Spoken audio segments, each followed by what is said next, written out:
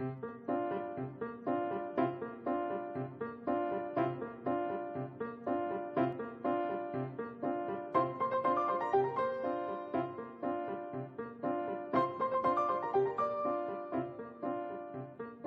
que tu es au courant qu'on va faire la prise de sang?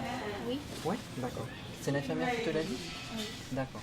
Alors tu sais, moi je m'occupe en fait de la douleur en fait des enfants et je vais bientôt t'accompagner pendant le soin.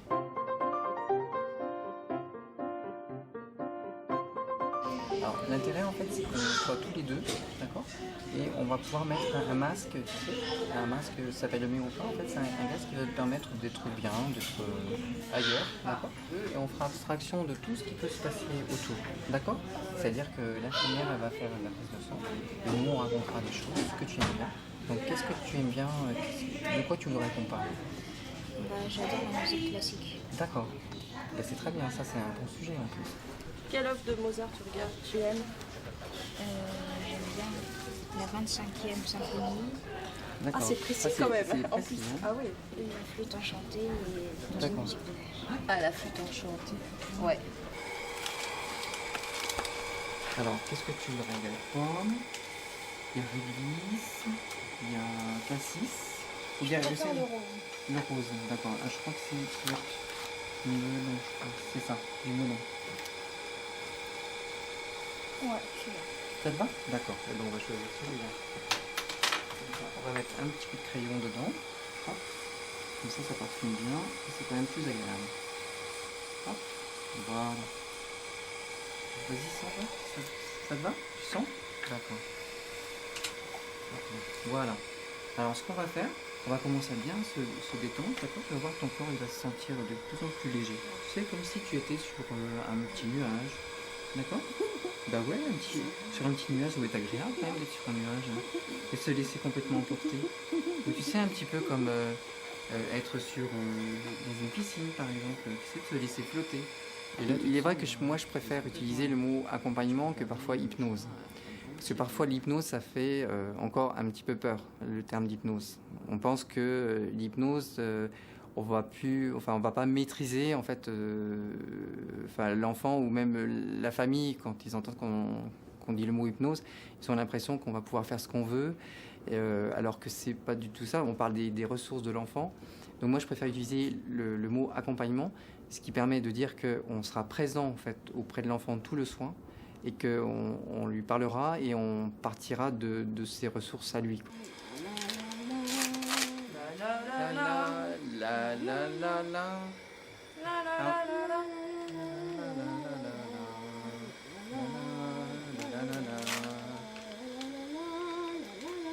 Maman, c'est toi? Oui, maman, elle est là. Elle t'écoute en plus, hein. Tout le monde t'écoute, tu sais. L'hymne de la joie. Ah, Vas-y, continue à jouer. Allez, moi je dois... l'hymne de la joie. Ouais, allez, vas-y. La la la la la la la la la. Oui, allez, on continue. Voilà. Là, moi, je vois plein de monde autour de toi qui t'écoute et c'est très agréable et on t'entend bien très fort. Voilà, on t'entend très très fort et très très bien. Et on continue. Voilà, continue, voilà. Là, là. Tu sais, tout le monde t'écoute et c'est très agréable. Il y a un orchestre tout autour de toi. Voilà, et continue. Voilà, et moi, je vois tous les gens qui t'applaudissent tout autour. Voilà, très bien, très bien. Voilà, super, génial.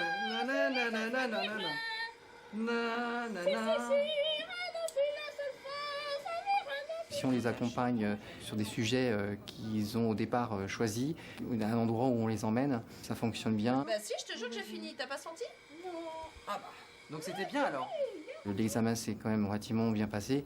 Et il était assez étonné que la prise de sang, le pose de cathéter de Decathlon en fait était déjà fait, alors que il avait l'impression que c'était pas encore fait. Je vois, d'accord. Sur un beau terrain, avec la belle herbe verte. Est-ce que tu vois l'herbe?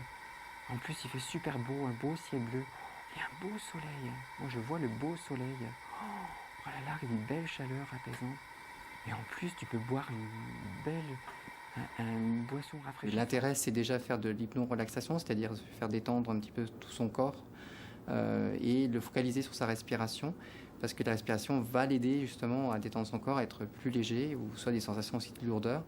Et puis après, l'emmener quelque part. Bon, là, j'avais choisi la plage, parce que la plage, c'est en règle générale en fait un endroit où ils se plaisent beaucoup, où il y a des sensations quand même différentes. Parce que dans l'hypnose, on fait beaucoup marcher les sensations, aussi bien auditives, visuelles, olfactives.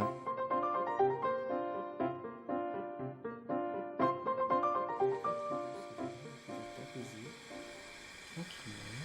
Et tu peux voir différentes couleurs aussi. Des couleurs qui sont apaisantes. Voilà.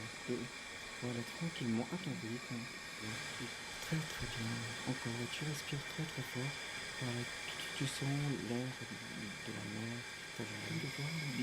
Dans des moments un petit peu difficiles, en fait, j'ai fait nager en fait, de plus en plus vite, donc avec un peu plus d'action en fait, qui a permis d'être plus actif et que ça se passe mieux en fait, hein, parce que à ces moments un petit peu difficiles, il faut pas avoir une voix en fait égale, en fait, il faut être un peu plus actif. Reposer sur la plage et tout est vraiment agréable.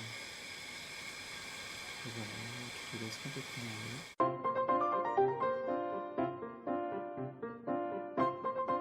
Il faut vraiment une explication quand même très exhaustive, c'est-à-dire vraiment leur dire ce qu'on fait, se présenter, voilà, qu'on est ici pour les aider, hein, pour aider l'enfant, pour aider la famille, qui peuvent participer aux soins aussi, ça c'est très important. L'intérêt aussi c'est de les faire participer un maximum. Voilà, donc si on, en fait, on met les bonnes conditions, si on les met en confiance hein, par rapport donc, à cet accompagnement, par rapport à ce qu'on va faire, on n'a pas du tout de refus. En tout cas, tu vois, ça s'est bien passé? Oui. D'accord. Et tu étais où? Tu étais parti où? J'étais en train de dormir. Ah bon, ben, c'est très bien. Bah, écoute, c'est ce qu'il y a de Mais mieux. si on part dans quelque chose de super calme, super zen, qui ressemble, enfin, quelque chose qui ressemblerait à une séance de relaxation, finalement, il va y avoir un trop grand décalage par rapport à ce que l'enfant est en train de vivre. Si l'enfant il vit quelque chose d'extrêmement angoissant pour lui, dans ce cas, il faut qu'on soit un seuil en dessous de ce qui est angoissant. Donc même en parlant de façon très très speed et de façon très accélérée, c'est beaucoup moins accéléré que ce que lui, il est en train de vivre dans son émotion, dans son ressenti. Et donc si on est trop dans du calme, posé, il y aura un trop grand décalage. Donc ça va être plus l'anxiété, la peur, la douleur est grande, plus on est speed, mais ça descend quand même d'un cran. Puis à un moment, on peut redevenir de plus en plus calme. Mais sinon ça prend pas. Si on part juste dans le calme, quand il y a un soin trop douloureux, ça prendra pas.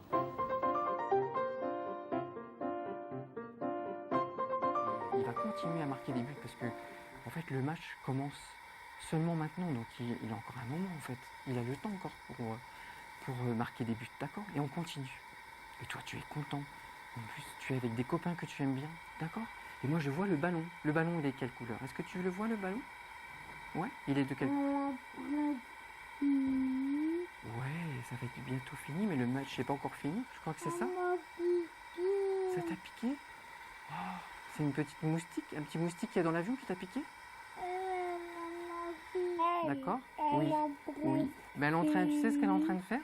C'est l'hôtesse de l'air. En fait, elle est en train de préparer aussi en fait, un Coca-Cola pour te donner. D'accord? Parce que tu as soif. On part en même temps que l'enfant, ça vient un petit peu naturellement. Alors la dramaturgie, je crois que c'est lié vraiment à ce qui est en train de se passer par rapport au geste. C'est toujours de garder un œil sur ce qui est en train de se faire et puis en même temps de rester dans cet imaginaire-là, mais de pouvoir faire le lien entre ce qui se passe dans le geste douloureux et ce qui se passe dans l'imaginaire de l'enfant. Donc à un moment, quand ça devient très douloureux pour l'enfant et on voit que ça va être le moment douloureux, là quand on lui remet le pouce, là ça va être de pouvoir réinterpréter ce qui est en train de se passer de façon un peu speed, comme de pouvoir le saturer de paroles, le parler très très vite. C'est des moments où je vais accélérer beaucoup pour accélérer également dans l'histoire, de façon à ce que l'enfant vive soit au plus proche de son imaginaire, tout en étant un peu en lien avec ce qui se passe ici. De marquer ton but avec le pied, et c'est très bien, et c'est très bien comme ça. Et puis tu peux continuer tranquillement ton match, et peut-être que déjà tu as marqué un but. Est-ce que tu as marqué un but déjà ? Oui, tu as déjà marqué un but. Eh bien, peut-être que le match peut continuer. Je crois que dans chaque histoire, chaque personne qui pratique l'hypnoanalgésie a des petites phrases clés, a des petits trucs qu'on aime utiliser. Moi, j'aime bien dire « et c'est très bien ». Et tu fais ça très bien. Et tu peux continuer là où tu es. C'est des petites phrases que je vais réutiliser tout le temps. Et tu peux continuer à faire ce que tu fais. Ça, c'est des phrases aussi ou de répéter. Parfois d'être vraiment beaucoup dans la répétition. Eh bien parfois quand on fait des passes et qu'on fait un match, eh bien parfois on met des gants très spéciaux, et ça peut arriver qu'on mette des gants avec des coques très particulières, et ça peut arriver dans certains matchs de foot très particuliers. On n'est pas toujours au courant de ça, mais parfois on peut mettre des sortes de gants, on peut mettre des trucs incroyables. Parfois l'équipement peut être vraiment très curieux, et on peut continuer à observer cet équipement et observer autour, et puis pendant ce temps de rester la star de tout ça et de continuer. Ça peut être très rigolo de continuer. Il peut y avoir des bruits étonnants autour, et de continuer à observer tout en étant un peu ici et d'être un peu ailleurs, et de continuer ton match à ta manière à toi, et de marquer peut-être un deuxième but. Moi personnellement, quand je dois faire un soin, souvent je ne parle pas, et donc je compte sur ceux qui m'entourent. Donc souvent c'est les infirmières, aujourd'hui c'est la psychologue. Nous en tant que médecins, on ne sait pas en fait capter l'attention de l'enfant en racontant des histoires, aussi bien que les infirmières des fois, aussi bien que la psychologue, qui savent mieux le faire que beaucoup mieux que nous.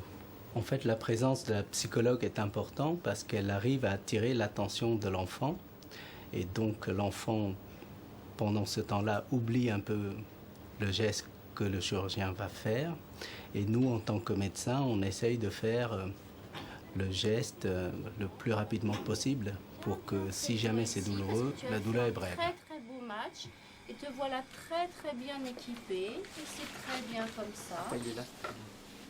Et voilà. Est-ce que tu as fait un beau match de foot? Reste assis un petit peu. C'était bien le match de foot? Tu as fait un beau match? Ça dépend des enfants. On peut quitter un état d'hypnose aussi rapidement que l'état dans lequel on est entré, qui peut être très rapide aussi. Vite partir loin du soin grâce à son imaginaire, vite quitter l'hôpital grâce au réel finalement.